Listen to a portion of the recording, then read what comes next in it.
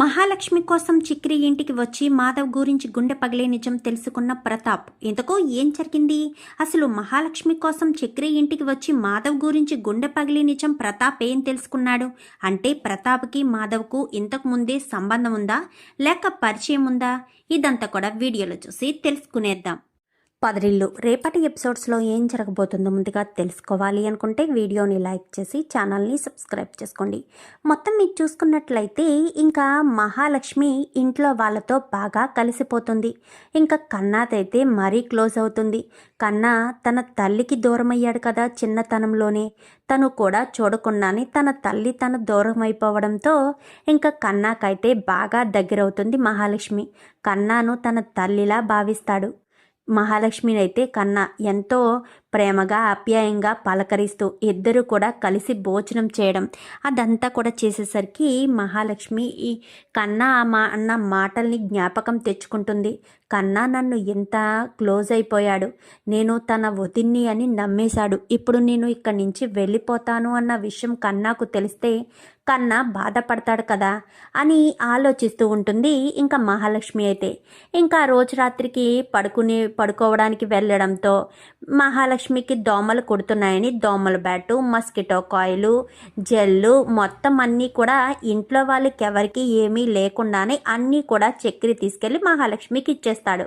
ఇవన్నీ నాకెందుకు అనగానే అన్నీ ఉపయోగించుకోండి, దోమలు మిమ్మల్ని కొట్టవు అని చెప్పి మాట్లాడేసరికి ఇంకా బయట వీళ్ళంతా కూడా వెతుకుతూ ఉంటారు. ఎందుకోసం? మస్కిటో కాయిల్స్ కోసం, వీటి కోసం అంతా వెతుకుతూ ఉండేసరికి ఏమీ కనిపించవు. చక్రి ఏం వెతుకుతున్నారు అనగానే మస్కిటో కాయిల్స్ వెతుకుతున్నాం రా అని చెప్పనేసరికి అమ్మో నాకేం తెలుసు, నాకేం తెలీదు, పడుకుందాం పదండి అనగానే ఈ దోమల్లో ఎలా పడుకోవాలో ఏంటో అనుకుంటూ పడుకునేసరికి మహాలక్ష్మి కాస్త ఇంకా తీసుకుని వస్తుంది. తీసుకొచ్చేసరికి ఏంటి ఇవన్నీ నీ దగ్గర ఉన్నాయా అని చెప్పి చక్రి ముందుగా అంటాడు. అదేంటి నా దగ్గర ఉండడం ఏంటి, ఇవన్నీ తీసుకొచ్చింది మీరే కదా, నాకు ఇవేమీ అవసరం లేదు, జెల్ ఒకటి ఉంటే చాలు అని ఇంకా అది చేతిలో పెట్టేసి వెళ్ళిపోతుంది మహాలక్ష్మి. ఏంట్రా నువ్వు అని చెప్పాను కానీ మహాలక్ష్మి ఇబ్బంది పడకూడదు కదా అన్నయ్య, అన్నయ్య నీకొకటి చెప్పాలన్నయ్య అని చెప్పనేసరికి ఏంటది అనగానే ఇప్పుడు కాదులే రేపు ఉదయం చెప్తాను అని మరుసటి రోజు ఉదయాన్నే ఎవరి పనుల్లో వాళ్ళు వెళ్ళిపోతారు. మహాలక్ష్మి ఒకతే ఉండి స్నానం చేసి బట్టలు ఆరబెట్టుకుంటూ ఉంటుంది. కన్నా కూడా కాలేజీకి వెళ్ళిపోతాడు. మహాలక్ష్మి ఒకటి బట్టలు ఆరబెట్టుకోవడం చూసిన తయారైతే ఒంటరిగా దొరికిందని వచ్చేసరికి తాయారి ఇంటి వైపు రావడం చూస్తాడు. ఇంకా నారాయణ చూసి ఇదేంటి ఇలా వస్తుంది ఏంటి అనుకుంటూ దూరంగానే ఉండి చూస్తాడు. అమ్మాయి అని చెప్పాను కానీ ఏం పేరు నీ పేరు అనగానే మహాలక్ష్మి. అసలు నువ్వు ఇంట్లో కోడలుగా ఎలా అడుగు పెట్టావమ్మాయి? ఈ ఇంట్లో ఏ ఆడపిల్ల అడుగు పెట్టడానికి ఒప్పుకోదు, ఇంట్లో ఉండడానికి ఒప్పుకోదు. మరి నువ్వెలాగున్నావమ్మా ఈ ఇంట్లోని? అసలు నాకు అర్థం కావట్లేదు. నువ్వు చక్రి గారిని పెళ్లి చేసుకుని వచ్చావు అంటే నిజంగానే వచ్చావు అనుకున్నాను. మళ్ళీ సాయంత్రానికి వెళ్ళిపోతే అమ్మయ్య ఈ అమ్మాయి తెలివితేటలదే బ్రతికిపోయి ఇంటి వాతావరణం చూసి వెళ్ళిపోయింది అనుకున్నాను. మళ్ళీ సాయంత్రం రిసెప్షన్ టైంకి నువ్వు తిరిగి వచ్చేసావు. ఏంటమ్మాయి అసలు నీకు ఆలోచన లేదా? అసలు నువ్వెందుకు ఇంట్లోకి వచ్చావు? ఆ చక్రి గారిని ఎందుకు పెళ్లి చేసుకున్నావు? నాకు ఆడపిల్ల లేదా? మాధవ్ని ప్రేమిస్తున్నాను అంటుంది. కానీ నేను ఇచ్చి పెళ్లి చేశానా? ఈ ఇంట్లో ఏమీ ఉండదమ్మాయి, అనవసరం, ఇంటి నుంచి వెళ్ళిపో, నీ భవిష్యత్తు బాగుంటుంది అంటూ మాట్లాడుతూ చెప్తూ ఉంటుంది. ఇంకా ఈ మాటలన్నీ మాట్లాడుతున్నా కానీ మహాలక్ష్మి ఏం పట్టించుకోదు. బెల్లం కొట్టిన రాయలా అలా చూస్తూనే ఉండిపోతుంది. ఇదేంటి అమ్మాయి ఎలా ఉండిపోయింది అని అనుకుంటూ ఉండగానే ఇంకా వీళ్ళ మాటలన్నీ విన్నాడు కదా. వీళ్ళ మాటలన్నీ విని ఇంకా వెంటనే అక్కడ ఉన్న ఒక రాయిని విసిరిపాడేసరికి ఆ రాయి కాస్త వచ్చి మహాలక్ష్మి చేతికి తగిలి వెళ్ళి తాడు తెగిపోతుంది. మహాలక్ష్మికి చిన్నగా గీరుకుంటుంది. ఏంటే ఇక్కడికి వచ్చావు అనగానే ఈ ఇంట్లో అడుగుపెట్టిన ఆడపిల్లకు జాగ్రత్తలు చెప్తున్నాను. ఇంట్లో ఆడపిల్లలు లేరు కదా, ఆడవాళ్ళు లేరు జాగ్రత్తలు చెప్పడానికి, అందుకే జాగ్రత్తలు చెప్తున్నాను అంటూ మాట్లాడేసరికి ఏంటే నా కోడలికి నువ్వు జాగ్రత్తలు చెప్పేది? వెళ్ళి నీ మొగుడు గురించి ఆలోచించుకో. ఎక్కడో దుబాయ్లో ఉన్నాడు నీ మొగుడు, అక్కడ ఏం చేస్తున్నాడో ఏంటో అది ముందు చూసుకో. అంతేగాని నా ఇంటి మీదకొచ్చి నా ఇంట్లో వాళ్ళతో మాట్లాడవలసిన అవసరం లేదు అని చెప్పనగానే వెళ్ళిపోతుంది. వెళ్ళిపోయేసరికి నువ్వు పని చూసుకోమ్మా అని చెప్పి ఇంక నారాయణ అంటాడు అని వెళ్ళిపోతాడు. చేతికి దెబ్బ తగిలింది, చూసుకోడు. ఆ తాడు తగిలి రాయి తగిలి తాడు తెగిపోయి కింద పడిపోతుంది. అది చూసుకోడు. అది చూసుకోకపోయేసరికి ఏంటిది ఇలా జరిగింది అని అనుకుంటూ ఇంకా మహాలక్ష్మి ఆ తాడు కట్టుకోవడానికి ఈ బట్టలన్నీ మళ్ళీ ఉతుక్కోవాలి, ఆరబెట్టుకోవాలి అని అవన్నీ కూడా జాడించి బట్టలు తీసుకొచ్చి తాడు కడదామనుకునేసరికి అప్పుడే కేశవ వెనక నుంచి వస్తాడు. వెనక నుంచి వచ్చేసరికి ఇంకా మహాలక్ష్మితో మాట్లాడడం కేశవకు సిగ్గు కదా. సో మహాలక్ష్మితో ఏం మాట్లాడకుండానే తాడు కట్టేసి వెళ్ళిపోతాడు. వెళ్ళిపోయేసరికి మహాలక్ష్మి బట్టలు ఆరబెట్టుకుని లోపలికి వచ్చేస్తుంది. లోపలికి వచ్చి కూర్చుని ఆలోచిస్తూ ఉంటుంది.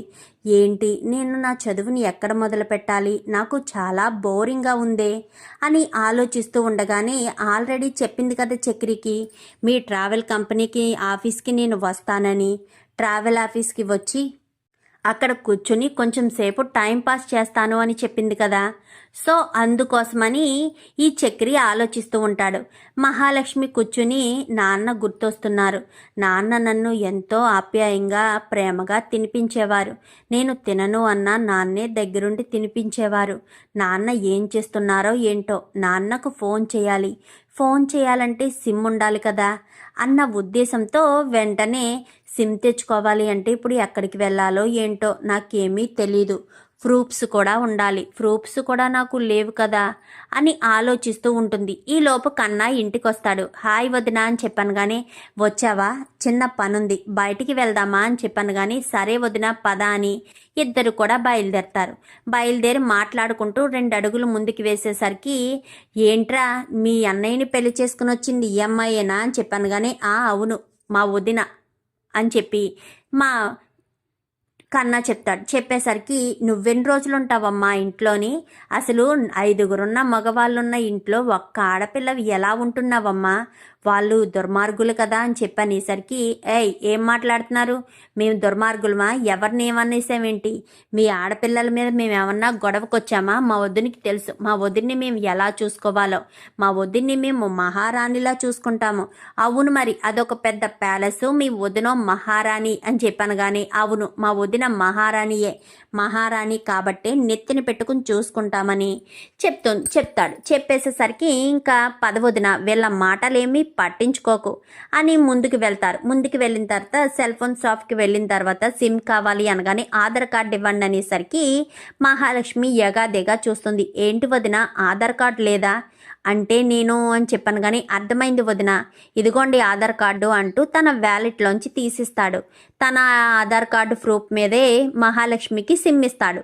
సిమ్ ఇచ్చేసరికి మహాలక్ష్మి బయటకు వచ్చిన తర్వాత, కన్నా ఒక చాక్లెట్ తీసుకురా అంటూ డబ్బులు ఇస్తుంది. డబ్బులు ఇచ్చేసరికి సరే వదిన అని వెళ్ళి చాక్లెట్ తీసుకొస్తాడు. చాక్లెట్ తీసుకురావడంతో ఆ చాక్లెట్ కాస్త తీసుకుని ఇద్దరు తినుకుంటా వస్తారు.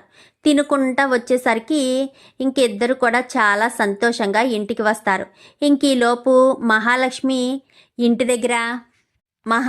దగ్గర లేకపోవడంతో కన్నా వచ్చుంటాడు కదా అని కన్నాకు ఫోన్ చేస్తాడు మాధవ.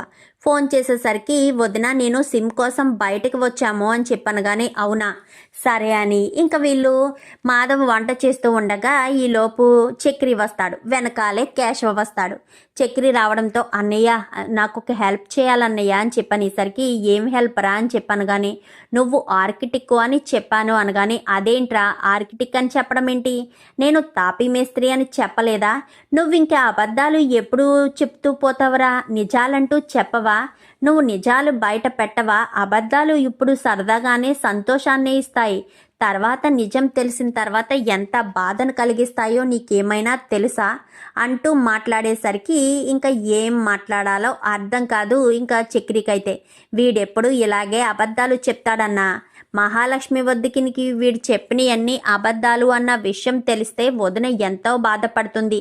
అన్నయ్య ప్లీజ్ అన్నయ్య అని చెప్పాను కానీ, ఏంట్రా ఏంటి ప్లీజు, మహాలక్ష్మికి ఏదో ఒక జాబ్ చూడమంటుంది అన్నయ్య. నేను చేసేదే తాపి పని, మహాలక్ష్మికి నేను జాబ్ చూడడం ఏంట్రా? అసలు ఏం మాట్లాడుతున్నావో ఏమైనా అర్థమవుతుందా?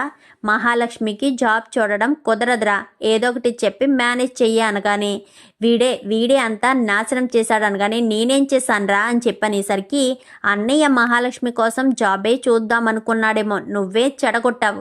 అసలు నువ్వు ఈ టైంలో ఎందుకున్నావురా ఇక్కడ అంటూ ఇంకా మాట్లాడేసరికి ఇద్దరు కొట్టుకుంటూ ఉండేసరికి ఈలోపు ఇంటికి వస్తాడు. ఇంటికి వీళ్ళిద్దరూ వచ్చేసరికి, ఎందుకు మీరిద్దరూ గొడవ పడుతున్నారు అని చెప్పాను కానీ, తీసుకున్నారా సిమ్ము అనగాని, తీసుకున్నాము అని చెప్పి మహాలక్ష్మి ఇద్దరు కూడా చెప్తారు. చెప్పిన తర్వాత మహాలక్ష్మి గదిలోకి వెళ్ళిపోతుంది. గదిలోకి వెళ్ళిపోయిన తర్వాత మహాలక్ష్మి వాళ్ళ నాన్నకు ఫోన్ చేస్తుంది. వాళ్ళ నాన్నకు ఫోన్ చేసేసరికి వాళ్ళ నాన్న మహాలక్ష్మిని, నువ్వు అసలు నా తండ్రివే కాదు, నువ్వు అసలు నా కూతురువే కాదు, నా కూతురు చనిపోయింది అంటూ చెప్తాడు. చెప్పేసేసరికి, అది కాదు నాన్న, నేను చెప్పేది విను నాన్న అంటూ ఎంత నచ్చ చెప్పాలని చూసినా అస్సలు వినిపించుకోకపోవడంతో మహాలక్ష్మి ఇంకా బాధపడుతూ ఏడుస్తూ ఉండేసరికి, ఏమైందండి అని చెప్పాను కానీ, మా నాన్న నన్ను క్షమించడు, మా నాన్న నా మీద చాలా కోపం పెంచుకున్నాడు, ఆ పెళ్ళి ఆపడానికి నేను తీసుకున్న నిర్ణయం వల్ల నా జీవితం తలకిందులైపోయింది, నా పుట్టింటికి దూరం అయిపోయాను, ఇక్కడికి వచ్చి పడ్డాను, ఇక్కడి నుంచి ఎటు వెళ్ళాలో తెలియడం లేదు, నా భవిష్యత్తు శూన్యమైపోయింది అంటూ ఎంతగానో బాధపడుతూ ఉంటుంది. బాధపడకండి మహాలక్ష్మి గారు అని చెప్పి ఇంకా వాదార్చేసరికి, ఏమైందిరా అని చెప్పాను కానీ, ఏమీ లేదన్నయ్య, వాళ్ళ నాన్నకు ఫోన్ చేస్తే వాళ్ళ నాన్న తిట్టారంట, అందుకని మహాలక్ష్మి గారు బాధపడుతున్నారు అనగానే, ప్రేమించి పెళ్లి చేసుకున్నప్పుడు ఇలాంటివి తప్పవమ్మా, కొన్ని రోజులు కోపంగా ఉంటారు, తర్వాత క్షమిస్తారు, నువ్వివేమీ మనసులో పెట్టుకోవద్దు, మేము నిన్ను మహారాణిలా చూసుకుంటాము, నీకు ఏ లోటు లేకుండా చూసుకుంటాము, నువ్వు బాధపడొద్దమ్మా, నీ కళ్ళల్లో కన్నీళ్లు రాకుండా చూసుకుంటాము అని చెప్పి ఇంకా మాధవ్ చెప్పేసరికి, అవునొదినా అంటూ కన్నా, కేశవ అందరూ కూడా చుట్టూ ఉండి మహాలక్ష్మిని నవ్వించే ప్రయత్నం చేస్తారు. ఇక మహాలక్ష్మి అయితే ఆ బాధనంతా మర్చిపోయి సంతోషంగా నవ్వుతూ వాళ్ళతో చాలాసేపటి వరకు మాట్లాడి ఇంకా వాళ్ళంతా కూడా అలా పడుకుని పోయేసరికి మహాలక్ష్మి కూడా వచ్చి నిద్రపోతుంది. ఇంకా అలా నిద్రపోయిన తర్వాత రాత్రికి చాలాసేపటి వరకు ప్రతాపు నిద్రపోకుండా ఆలోచనలో పడతాడు. ఆలోచిస్తూ అలా బాధపడుతూ ఉంటాడు. ఏంటండి అని చెప్పాను కానీ, మహాలక్ష్మి భవిష్యత్తు ఎలా అవుతుందని అస్సలు అనుకోలేదు, కానీ మహాలక్ష్మి భవిష్యత్తు ఎలా అయిపోయింది, ఇప్పుడు అక్కడ నా కూతురు ఎలాంటి కష్టాలు అనుభవిస్తుందో, ఎలాంటి బాధల్లో ఉందో అని చెప్పి అంటూ ఉండగానే, ఒక్కసారి వెళ్ళి చూసి రావచ్చు కదండి అనగానే, చిచి, దాని మొహవంక చూడడం కూడా నాకు ఇష్టం లేదు, అలాంటిది దాన్ని నేను చూడడమా, దాన్ని చూడాలంటేనే నాకు అసహ్యం కలుగుతుంది అంటూ ఇంకా ప్రతాప్ అయితే గదిలోకి వెళ్ళిపోయి మరుసటి రోజు ఉదయాన్నే, నేను ఆఫీస్కి వస్తానురా అది అని చెప్పనేసరికి, సరే నాన్న అని చెప్పి ఇంకా ఆఫీస్కి బయలుదేరదామని అనుకుంటాడు కానీ ఆఫీస్కి వెళ్ళడు. ఇంకా ఈలోపు మహాలక్ష్మి హారికకు ఫోన్ చేస్తుంది. హలో వదిన అని చెప్పాను కానీ, ఏం చేస్తున్నావు మహాలక్ష్మి, ఆ ఇంట్లో ఒక హంతకుడు ఉన్నాడంట, ఆ నలుగురు కూడా రౌడీల్లా ఉన్నారట, మీ అన్నయ్య చెప్తే నాకు చాలా భయం వేసింది, నీకేం జరుగుతుందో ఏంటో అనగాని, బయటికి ఎలా ఉన్నా తెలియదు కానీ వదిన, అందరూ నన్ను చాలా ప్రేమగా ఆప్యాయంగా చూసుకుంటున్నారు, ఎవరూ నాతో ఎలాంటి తప్పుడు బిహేవ్ చేయడం లేదు, నేను ఎవరిని తప్పు పట్టలేను, నా దృష్టిలో ఎలా ప్రవర్తిస్తారో వాళ్ళని నేను అలానే చూస్తానే తప్ప వేరే ఉద్దేశంతో చూడలేను వదిన, నేను ఇంట్లో బాగానే ఉన్నాను, వీలైతే అమ్మా నాన్నలతో మాట్లాడించు అంతే, అంతకు మించి ఏమీ అడగదలుచుకోలేదు అని చెప్పి ఫోన్ పెట్టేస్తుంది. ఫోన్ పెట్టేసేసరికి పాపం మహాలక్ష్మి ఎంత చెప్పినా ఆ భూషణ్ని పెళ్ళి వద్దని చెప్పినా వినిపించుకోలేదు. భూషణ్ని పెళ్ళి ఆపేసి ఉంటే ఈరోజు మహాలక్ష్మి ఇంట్లో మహారాణిలా ఉండేది, కానీ భూషణ్ ఇచ్చి పెళ్లి చేసి తన జీవితాన్ని సైతం నాశనం చేసేశారు అంటూ ఇక హారిక కాస్త బాధపడేసరికి ప్రతాప్ ఆఫీస్కని బయలుదేరాడు కదా, ప్రతాప్ ఆఫీస్కి వెళ్లకుండా వాళ్ళ హైదరాబాద్లో కదా ఉంటారు. సరాసరి హైదరాబాద్ బయలుదేరిపోయేసరికి ఇంకా ఇంటి దగ్గర మహాలక్ష్మి, చక్రి అందరూ కూడా ఇంట్లోనే ఉండి సంతోషంగా నవ్వుకుంటూ ఉంటారు. నవ్వుకుంటుండేసరికి అందరూ ఉండగానే పెద్ది అని చెప్పాను కానీ, ఏంటమ్మా మహాలక్ష్మి, ఏమైనా కావాలా? కాదు పెద్ది, నువ్వు పెద్ద ఆర్కిటెక్ట్ వంట కదా, నేను నీ ఆఫీస్లో వర్క్ చేస్తాను, నాకు ఏదో ఒక పని ఇవ్వు పెద్ది, నాకు బోరు కొడుతుంది, నేను కూడా వస్తాను ఆఫీస్కి అని చెప్పాను. కానీ అది మహాలక్ష్మి అని చెప్పనేసరికి, ఏంటి పెద్ది, నేను మీ ఆఫీస్లో అడుగు పెట్టకూడదా? నేను మీ ఆఫీస్కి వస్తే ఇష్టం ఉండదా అని చెప్పాను. కానీ అలా కాదమ్మా అని చెప్పనేసరికి, మరి ఎలా పెద్ది, నేను ఆఫీస్లో ఉండొద్దా అని చెప్పాను. కానీ తర్వాత ఎప్పుడైనా చెప్తాను, ఇప్పుడు కన్నా ఇంటి దగ్గరే ఉంటున్నాడు కదా, నువ్వు కొన్ని రోజులు రెస్ట్ తీసుకో, ఆ తర్వాత ఏం చేయాలనేది ఆలోచిద్దామని ఇంకా అక్కడికక్కడైతే ఏదో సర్ది చెప్పేసరికి ఇంకా మహాలక్ష్మి ఊరుకుంటుంది. ఇంకా కన్నాతో అయితే చాలా క్లోజ్గా ఉండి నవ్వుతూ మాట్లాడుతూ ఉంటుంది. కేశవ్ అయితే అందరిలో ఉన్న ఏం మాట్లాడకుండా కొంచెం సైలెంట్గానే ఉంటాడు. ఎందుకంటే తనకి కొంచెం సిగ్గెక్కువ కదా, సో ఆ ఉద్దేశంతో కేశవ సైలెంట్గా ఉంటాడు. ఇంకా ప్రతాప్ బయలుదేరి సరాసరి ఇంటికి వచ్చేస్తాడు. ఇంటికి వచ్చేసరికి కారులో ఇంటికి రావడంతో బయట నారాయణ కూర్చుని ఉంటాడు. ఇంట్లో వీళ్ళంతా కూడా కూర్చుని ఉంటారు. ఉండేసరికి గబగబా ప్రతాప్ అటుగా వెళ్తున్న వాళ్ళ ఇంటికి వచ్చి, ఇక్కడ నారాయణ అంటే ఎవరు, చక్రి అంటూ మొత్తం పేర్లు చెప్పేసేసరికి ఇంకా వాళ్ళు అంతా కూడా ఆ ఇల్లే అని చెప్పాను. కానీ ఇంకా ఆ ఇంటికి వస్తాడు. ఆ ఇంటికి వచ్చేసరికి మహాలక్ష్మి అప్పుడే బయటకు వస్తూ ఉండగా, ఇదేనా నువ్వు కోరుకున్న జీవితం, మీ నాన్నని భవిష్యత్తుని బంగారు బాటలా చేయాలనుకుంటే నువ్వు ఈ భవిష్యత్తును కోరుకునేనా ఇంట్లోకి వచ్చావు అంటూ మాట్లాడేసరికి ఈలోపు చక్రి వస్తాడు బయటికి. వీడి వల్లే కదా నీ జీవితం ఇలా అయింది, వీడే గనక మన ఇంట్లో డ్రైవర్గా జాయిన్ అవ్వకపోయి ఉంటే ఎంతో ఆనందంగా ఉండేవాళ్ళం, ఈ పాటికి నీ పెళ్ళి జరిగిపోయి ఎంతో సంతోషంగా ఉండేవాళ్ళం అనగానే, ఏంటమ్మా ఏంటి నాన్న పెళ్ళి అంటున్నారు, వాడింట్లో నేను ఉంటే సంతోషం అనేది ఉండదు, నా మొహంలో చిరునవ్వే కనిపించదు, ఎందుకంటే వాడు నన్ను ప్రతి క్షణం టార్చర్ పెట్టడానికే చూస్తాడు, వాడి దృష్టిలో భార్య ఒక బానిస, భార్యను భార్యలా కాకుండా బానిసలా చూడడానికి వాడు ఇష్టపడతాడు. మరి అలాంటిది వాడితో నేను సంతోషంగా ఎలా ఉంటాననుకున్నారు? ఎప్పటికీ నేను వాడితో సంతోషంగా ఉండలేను, అది మీకు అర్థం కావట్లేదు. నేను వాడిని చేసుకోను అని చెప్పాను, అది మీరు అర్థం చేసుకోలేదు.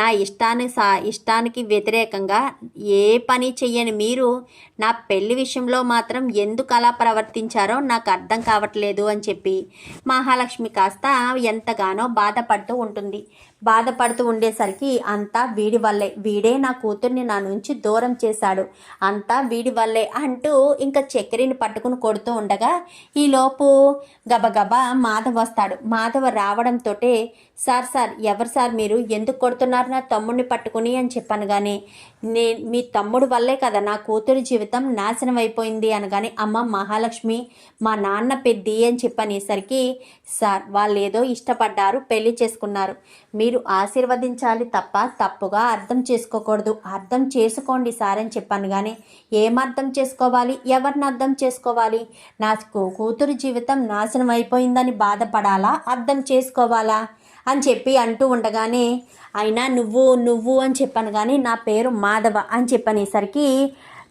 నీ పేరు మాధవ, నువ్వు అని చెప్పాను. కానీ సార్ నేను మీకు తెలుసా అనగానే, ఆ రోజు నా కొడుకుని కాపాడింది నువ్వే కదా అని చెప్పనేసరికి, ఎప్పుడు సార్ అనగానే, అదే ఆ రోజు బిల్డింగ్ పైనుంచి నా కొడుకు పడిపోతుంటే నా కొడుకుని ప్రాణాలకు తెగించి కాపాడింది నువ్వే కదా అని చెప్పాను. కానీ ఆ అబ్బాయి మీ అబ్బాయేనా సార్, అప్పుడు ఎవరో నాకు సరిగ్గా గుర్తులేదు అనగానే, సాయం చేసిన నువ్వు మర్చిపోవచ్చు, సాయం పొందిన నేను మర్చిపోలేను కదా, అప్పుడు నీ చేతికి ఏదో పెద్ద గాయమే తగిలింది అని చెప్పి చేయి పట్టుకుని చూసేసరికి అక్కడ ఒక ఊస తన చేతిలో బాగా బలంగా గీసుకుంటుంది.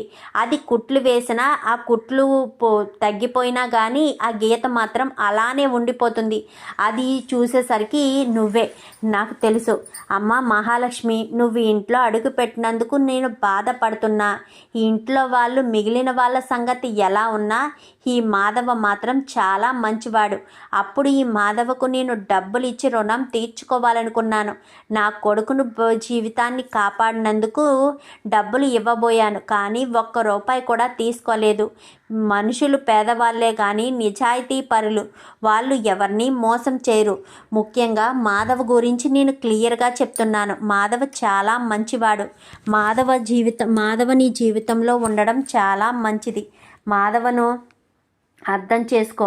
మాధవ చాలా మంచివాడు అంటూ చెప్పేసేసరికి, నీ భవిష్యత్తు ఎలా రాసుండాలని ఉంది, నీ ఇష్టం, నీ భవిష్యత్తుకు నేను అడ్డురాను అంటూ అక్కడి నుంచి వెళ్ళిపోతాడు. అసలు మా నాన్న మీకెలా తెలుసు అని చెప్పనగానే విషయం మొత్తం కూడా చెప్తాడు. అంటే అప్పుడు మా అన్నయ్యని ప్రమాదం నుంచి కాపాడింది మీరేనా అని చెప్పాను. కానీ అవును మహాలక్ష్మి అని చెప్పనేసరికి, నాకు తెలుసు పెద్ది, మీరు నాకు చాలా దగ్గరగా ఉన్నారని, మీరంటే నాకు చాలా గౌరవం కూడా అని చెప్పి మహాలక్ష్మి వాళ్ళతోటే చాలా సంతోషంగా కొన్ని రోజులు ఇంకా వాళ్ళతోటే హ్యాపీగా గడపడానికి సిద్ధపడిపోతుంది.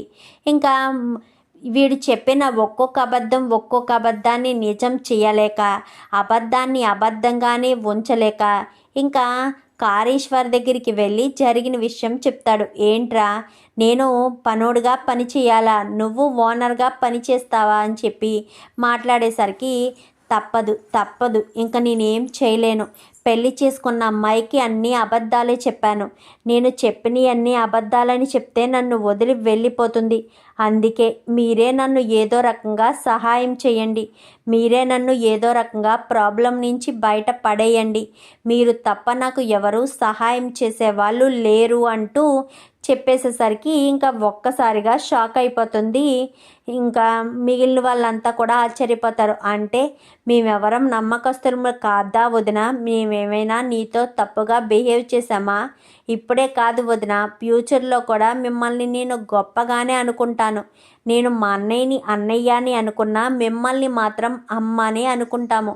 ఎందుకంటే తల్లి ప్రేమ ఎలా ఉంటుందో నాకు తెలియదు. నువ్వే మా తల్లివి. మా తల్లిగా మమ్మల్ని ఆదరించి మమ్మల్ని ఎంతగానో ప్రేమగా చూసుకుంటే చాలు, అంతే తప్ప అంతకు మించి నీ దగ్గర నుంచి ఏమీ ఆశించము వదిన అంటూ మాట్లాడేసరికి ఇంకా ఆ రోజు నుంచి కూడా మహాలక్ష్మి వంట నేర్చుకోవడం మొదలు పెడుతుంది. నీకెందుకమ్మా అంటూ మాధవ చెప్తున్నా, నేను నేర్చుకోవాలి అని. ఇంకా మహాలక్ష్మి అయితే మాధవ కుటుంబానికి మరింత దగ్గర అవుతుంది. ఈ తాయారు మాత్రం అసలు ఈ అమ్మాయి ఇంట్లోకి ఎలా అడుగుపెట్టింది? చక్రిగాడు అన్నీ అబద్ధాలే చెప్తాడు కదా, అబద్ధాలు చెప్పే ఈ అమ్మాయిని ఇంట్లోకి తీసుకొచ్చాడా, లేక అబద్ధాలు కాకుండా నిజాలుగానే చెప్పాడా? అన్నీ తెలిసే ఈ అమ్మాయి ఇంట్లో అడుగుపెట్టిందా అనుకుంటూ ఇంకా మిగిలిన వాళ్ళంతా కూడా అనుకుంటారు. ఇంకా మహాలక్ష్మి అయితే చాలా సంతోషంగా, ఇంకా వీళ్ళంతా కూడా నన్ను ఇంత ప్రేమగా చూసుకుంటున్నారు, నేను బయట ఎక్కడికో హాస్టల్కి వెళ్ళి కన్నాని కేశవని అందరినీ బాధ పెట్టడం ఎందుకు? పెద్ది కూడా నేను ఇక్కడ ఉంటే సంతోషపడతాడు. మరి అలాంటి పెద్దిని నేను ఎందుకు దూరం చేయాలి, ఎందుకు దూరం చేసుకోవాలి అని మహాలక్ష్మి కాస్త అనుకుంటుంది. మరి అలా అనుకుంటున్నట్టు మహాలక్ష్మి ఇంట్లో శాశ్వతంగా ఉండిపోవడానికి తన మనసు అంగీకరిస్తుందా? మరి మహాలక్ష్మి అలా శాశ్వతంగా ఉండిపోతే మరి మిగిలిన వాళ్ళ పరిస్థితి ఏంటి? మరి ఇంట్లోంచి వెళ్ళిపోవాలని మహాలక్ష్మి అనుకుని చక్రి భారీగా ఉండడానికే ఇష్టపడుతుంది. మరి మహాలక్ష్మి చక్రిని ఎప్పుడు అర్థం చేసుకుంటుంది? చక్రిని భర్తగా అంగీకరించి చక్రితో తన జీవితాన్ని పంచుకోవాలనుకుంటుందా? మరి మహాలక్ష్మి గోల్ని చక్రి రీచ్ అయ్యేటట్టు చేస్తాడా? మరి వీళ్ళిద్దరినీ ప్రతాప్ ఎప్పుడు తన ఇంటికి తీసుకెళ్ళి అల్లుడు కొడుకుగా అందరి ముందు రిసెప్షన్ ఏర్పాటు చేస్తాడు. వాళ్ళంతా సంతోషంగా ఉన్నారు అని అర్థం చేసుకున్న ప్రతాప్ మహాలక్ష్మి కోసం మరి తన కోపాన్ని పక్కన పెట్టి మళ్ళీ తన కూతుర్ని సంతోషపడతాడా?